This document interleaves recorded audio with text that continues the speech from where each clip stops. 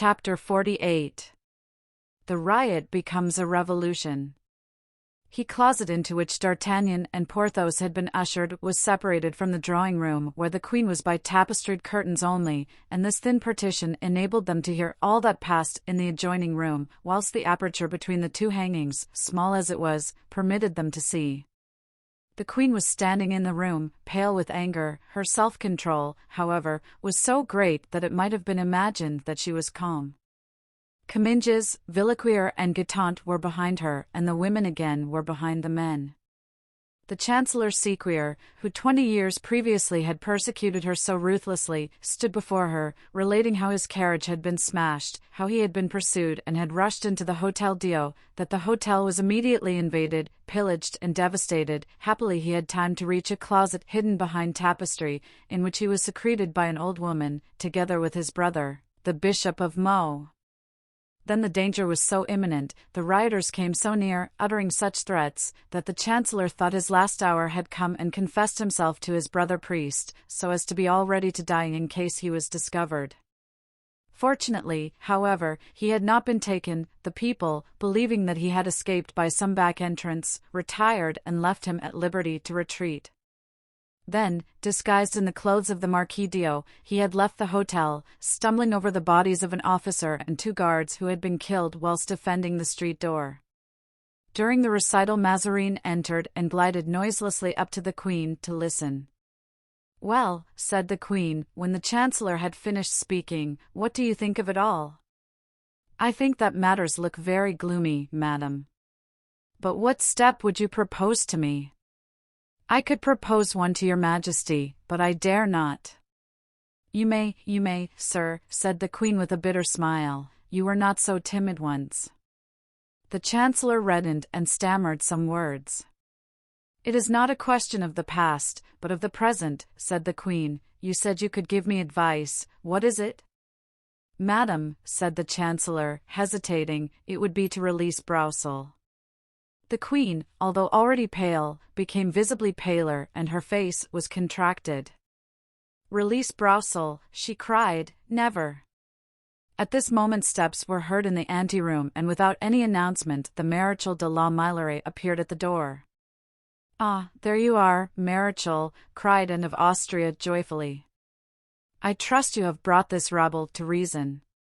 "Madam," replied the Marechal, "I have left 3 men on the Pont Neuf, 4 at the Halle, 6 at the corner of the Rue de l'Arbre Assisi and 2 at the door of your palace, 15 in all.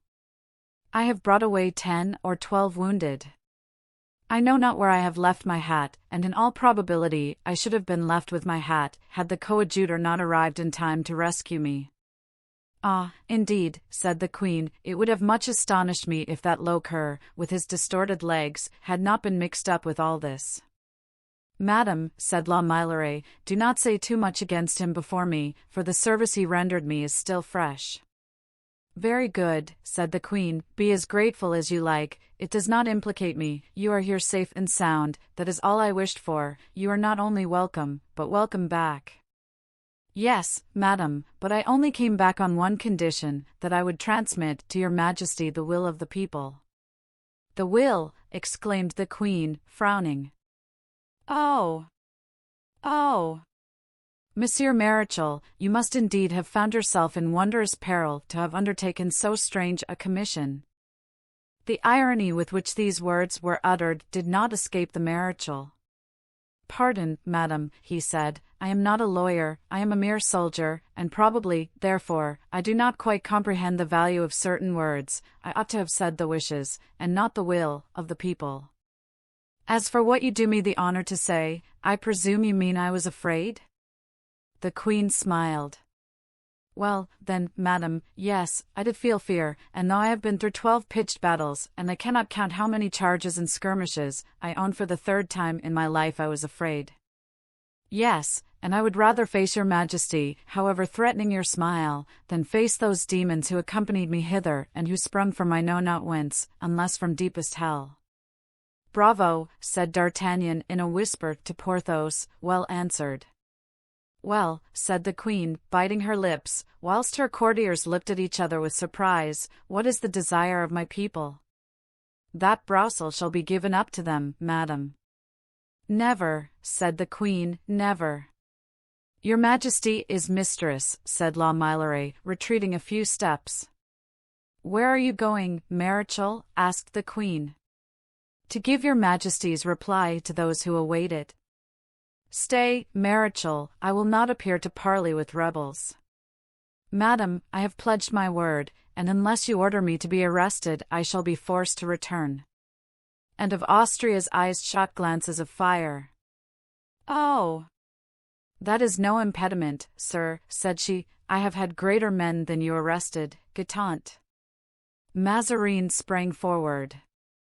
Madam, said he, if I dared in my turn advise, would it be to give up Brousel, sir? If so, you can spare yourself the trouble. No, said Mazarin, although, perhaps, that counsel is as good as any other. Then what may it be? To call for Monsieur le Coadjuteur. The coadjutor, cried the Queen, that dreadful mischief-maker.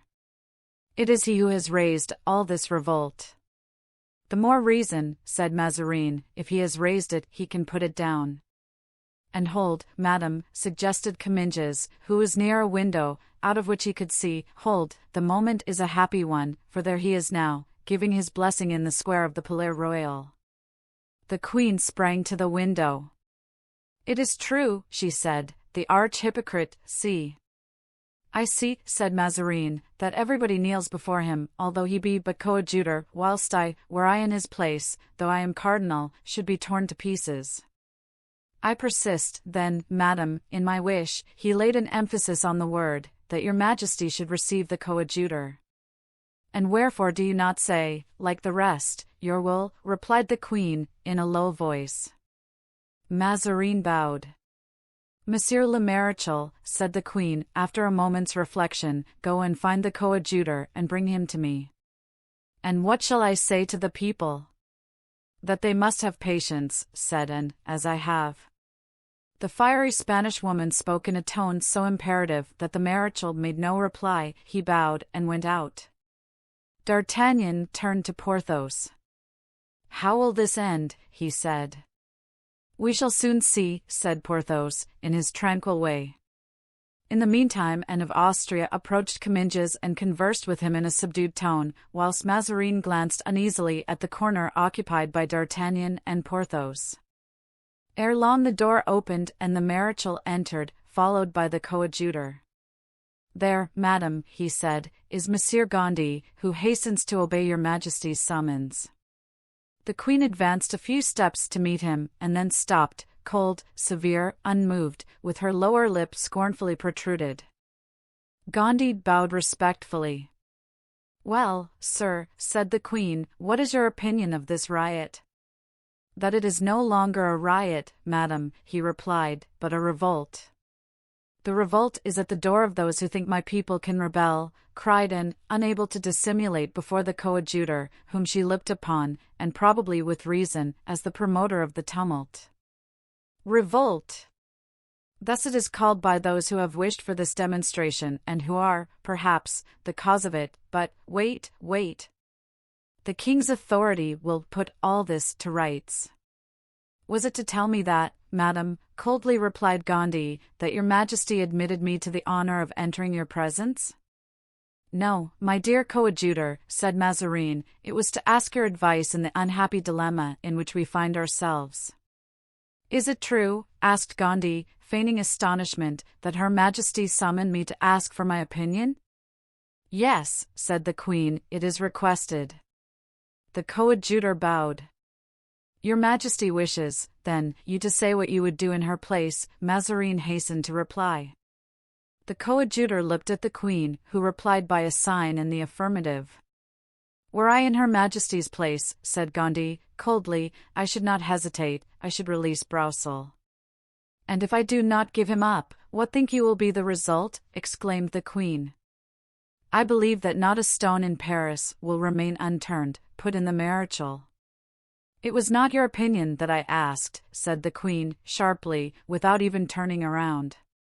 If it is I whom your majesty interrogates, replied the coadjutor in the same calm manner, I reply that I hold Monsieur le Maréchal's opinion in every respect. The color mounted to the queen's face, her fine blue eyes seemed to start out of her head, and her carmine lips, compared by all the poets of the day to a pomegranate in flower, were trembling with anger. Mazarin himself, who was well accustomed to the domestic outbreaks of this disturbed household, was alarmed. "Give up Broussel," she cried. "Fine counsel, indeed." "Upon my word! One can easily see it comes from a priest." Gondy remained firm, and the abuse of the day seemed to glide over his head as the sarcasms of the evening before had done, but hatred and revenge were accumulating in his heart silently and drop by drop. He looked coldly at the queen, who nudged Mazarin to make him say something in his turn. Mazarin, according to his custom, was thinking much and saying little. "Ho! Ho!" said he, "good advice, advice of a friend. I, too, would give up that good Monsieur Broussel, dead or alive, and all would be at an end." "If you yield him dead, all will indeed be at an end, my lord, but quite otherwise than you mean." "Did I say dead or alive?" replied Mazarin.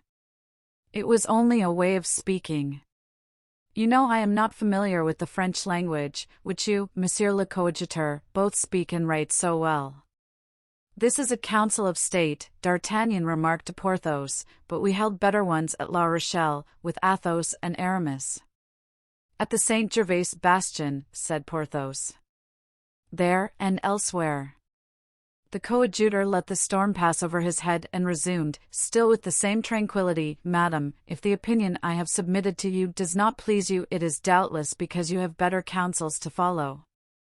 I know too well the wisdom of the queen and that of her advisers to suppose that they will leave the capital long in trouble that may lead to a revolution."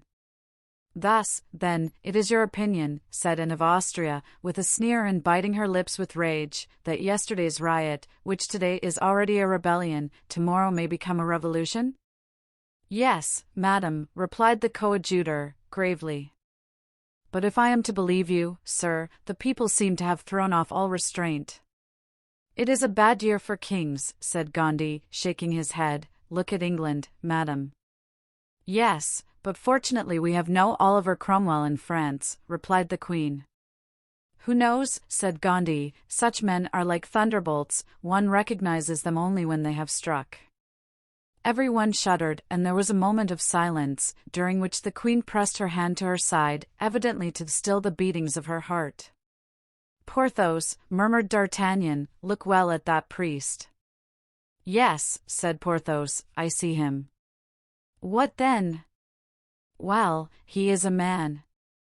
Porthos looked at D'Artagnan in astonishment. Evidently he did not understand his meaning. "Your Majesty," continued the coadjutor, pitilessly, "is about to take such measures as seem good to you, but I foresee that they will be violent and such as will still further exasperate the rioters. In that case, you, Monsieur le Coadjuteur, who have such power over them and are at the same time friendly to us," said the queen, ironically, "will quiet them by bestowing your blessing upon them." "Perhaps it will be too late," said Gondy, still unmoved. "Perhaps I shall have lost all influence, while by giving up Broussel your Majesty will strike at the root of the sedition and will gain the right to punish severely any revival of the revolt." "Have I not, then, that right?" cried the queen. "If you have it, use it," replied Gondy. "Peste," said D'Artagnan to Porthos. "There is a man after my own heart." "Oh! If he were minister and I were his D'Artagnan, instead of belonging to that beast of a Mazarin, mordieu! What fine things we would do together!" "Yes," said Porthos. The queen made a sign for everyone, except Mazarin, to quit the room, and Gondy bowed, as if to leave with the rest. "Stay, sir," said Anne to him. "Good," thought Gondy, "she is going to yield." "She is going to have him killed," said D'Artagnan to Porthos, "but at all events it shall not be by me. I swear to heaven, on the contrary, that if they fall upon him I will fall upon them." "And I, too," said Porthos. "Good," muttered Mazarin, sitting down, "we shall soon see something startling." The queen's eyes followed the retreating figures, and when the last had closed the door she turned away. It was evident that she was making unnatural efforts to subdue her anger. She fanned herself, smelled at her vinaigrette, and walked up and down.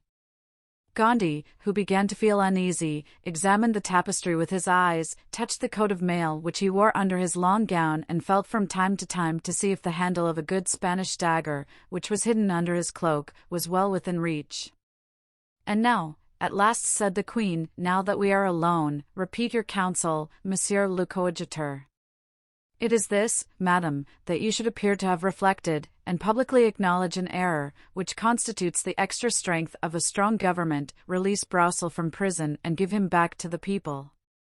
"Oh," cried and, to humble myself thus. "Am I, or am I not, the queen? This screaming mob, are they, or are they not, my subjects? Have I friends? Have I guards? Ah! By Notre Dame! As Queen Catherine used to say," continued she, excited by her own words, "rather than give up this infamous Broussel to them, I will strangle him with my own hands."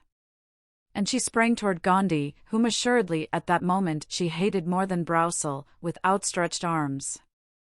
The coadjutor remained immovable, and not a muscle of his face was discomposed, only his glance flashed like a sword in returning the furious looks of the queen.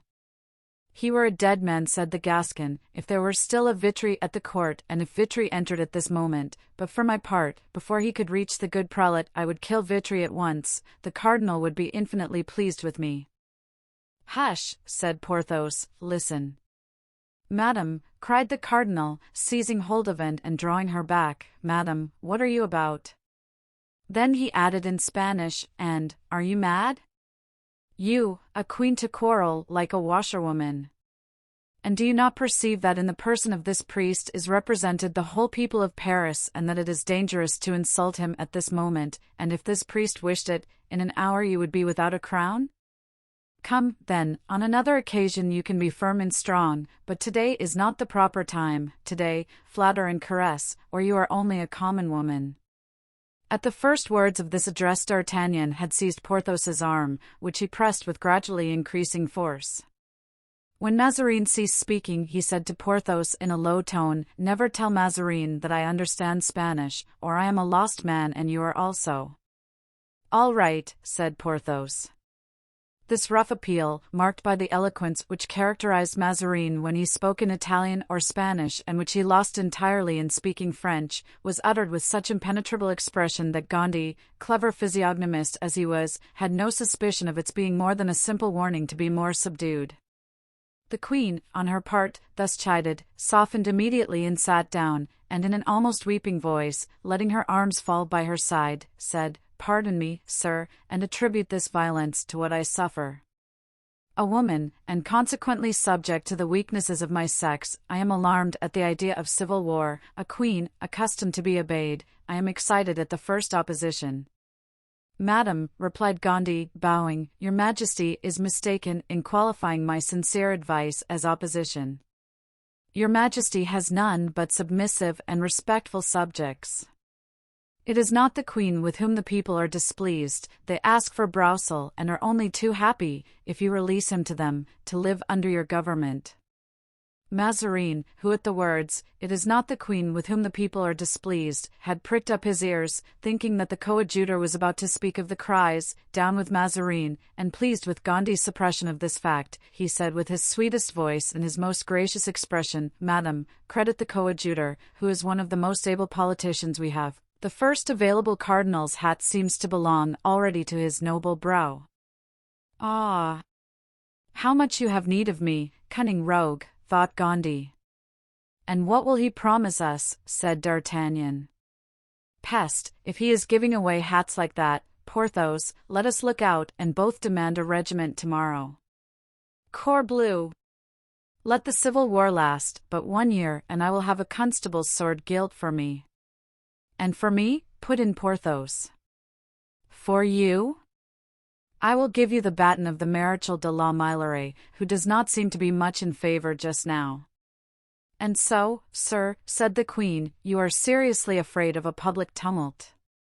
Seriously, said Gondy, astonished at not having further advanced, I fear that when the torrent has broken its embankment it will cause fearful destruction. And I, said the Queen, think that in such a case other embankments should be raised to oppose it. Go, I will reflect. Gondy looked at Mazarin, astonished, and Mazarin approached the Queen to speak to her, but at this moment a frightful tumult arose from the square of the Palais Royal. Gondy smiled, the Queen's color rose and Mazarin grew even paler. What is that again? He asked. At this moment Comminges rushed into the room. Pardon, Your Majesty, he cried, but the people have dashed the sentinels against the gates and they are now forcing the doors. What are your commands? Listen, madam, said Gondy. The moaning of waves, the noise of thunder, the roaring of a volcano, cannot be compared with the tempest of cries heard at that moment. What are my commands? Said the Queen. Yes, for time presses. How many men have you about the Palais Royal? 600. Place 100 around the king and with the remainder sweep away this mob for me. Madam, cried Mazarin, what are you about? Go, said the Queen. Comminges went out with a soldier's passive obedience. At this moment a monstrous battering was heard. One of the gates began to yield. Oh! Madam, cried Mazarin, you have ruined us all, the king, yourself and me. At this cry from the soul of the frightened cardinal, and became alarmed in her turn and would have recalled Comminges. It is too late, said Mazarin, tearing his hair, too late. The gale had given way. Hoarse shouts were heard from the excited mob. D'Artagnan put his hand to his sword, motioning to Porthos to follow his example. Save the Queen, cried Mazarin to the coadjutor. Gondy sprang to the window and threw it open. He recognized Louviers at the head of a troop of about 3,000 or 4,000 men. Not a step further, he shouted, the Queen is signing. What are you saying? Asked the Queen. The truth, madam, said Mazarin, placing a pen and a paper before her. You must, then he added, sign, and, I implore you, I command you. The Queen fell into a chair, took the pen and signed. The people, kept back by Louviers, had not made another step forward, but the awful murmuring, which indicates an angry people, continued. The Queen had written, the keeper of the prison at Saint-Germain will set Councillor Broussel at liberty, and she had signed it. The coadjutor, whose eyes devoured her slightest movements, seized the paper immediately the signature had been affixed to it, returned to the window and waved it in his hand. This is the order, he said. All Paris seemed to shout with joy, and then the air resounded with the cries of Long live Broussel. Long live the coadjutor! Long live the Queen, cried de Gondy, but the cries which replied to his were poor and few, and perhaps he had but uttered it to make Anne of Austria sensible of her weakness. And now that you have obtained what you want, go, said she, Monsieur de Gondy. Whenever Her Majesty has need of me, replied the coadjutor, bowing, Her Majesty knows I am at her command. Ah, cursed priest, cried Anne, when he had retired, stretching out her arm to the scarcely closed door, one day I will make you drink the dregs of the atrocious gall you have poured out on me today. Mazarin wished to approach her. Leave me, she exclaimed, you are not a man, and she went out of the room. It is you who are not a woman, muttered Mazarin. Then, after a moment of reverie, he remembered where he had left D'Artagnan and Porthos and that they must have overheard everything. He knit his brows and went direct to the tapestry, which he pushed aside. The closet was empty. At the Queen's last word, D'Artagnan had dragged Porthos into the gallery. Thither Mazarin went in his turn and found the two friends walking up and down. Why did you leave the closet, Monsieur d'Artagnan? Asked the cardinal. Because, replied D'Artagnan, the Queen desired everyone to leave, and I thought that this command was intended for us as well as for the rest. And you have been here since about a quarter of an hour, said D'Artagnan, motioning to Porthos not to contradict him. Mazarin saw the sign and remained convinced that D'Artagnan had seen and heard everything, but he was pleased with his falsehood. Decidedly, Monsieur d'Artagnan, you are the man I have been seeking. You may reckon upon me, and so may your friend." Then bowing to the two musketeers with his most gracious smile, he re-entered his closet more calmly, for on the departure of de Gondi the uproar had ceased as though by enchantment.